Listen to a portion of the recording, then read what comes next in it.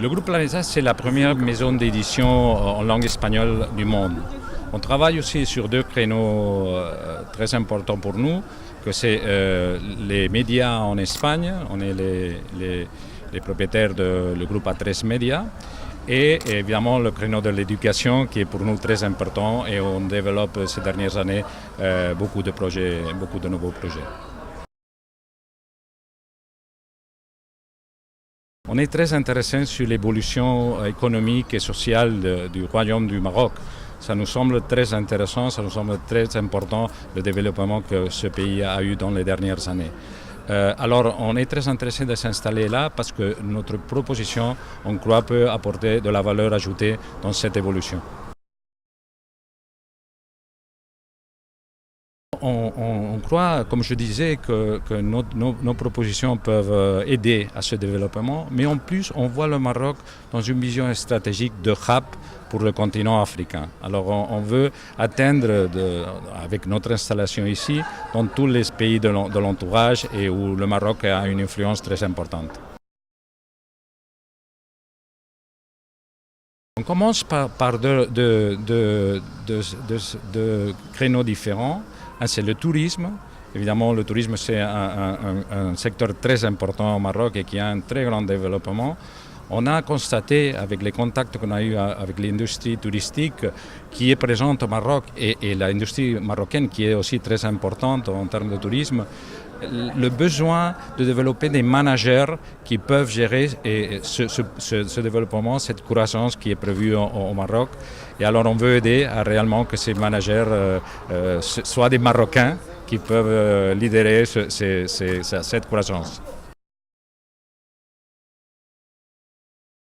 Je disais, on est venu, évidemment, on a eu des réunions avec les secteurs productifs du Maroc, avec les administrations, et on a vu que dans les différents secteurs qui sont les moteurs de l'économie et de l'élément social ici au Maroc, et on a détecté plusieurs secteurs différents. Évidemment, le tourisme, comme je disais, la vision du management transversal dans tout le secteur, mais on a vu d'autres créneaux aussi très importants.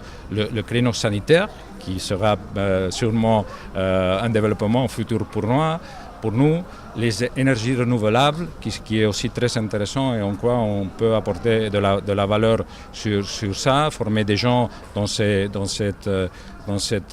secteur-là.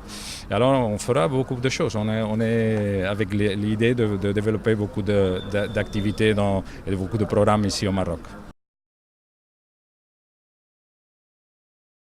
Absolument. Pour nous, c'est un axe absolument fondamental. Nous, toujours, on développe les programmes après une analyse profonde des besoins du secteur productif, du secteur social. Nous, évidemment, on n'a pas l'obligation et on ne développe pas les mêmes programmes dans les différents pays qu'on est présent. On analyse, on voit où réellement il y a le besoin et après on développe les programmes. C'est toujours, on agit comme ça.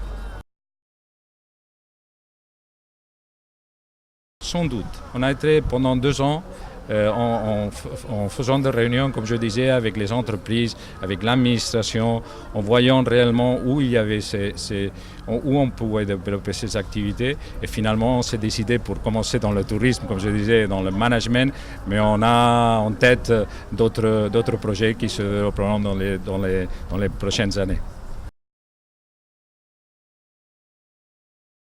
Absolument. Évidemment, il y a aussi la relation entre l'Espagne et le Maroc, qui est une relation de frères.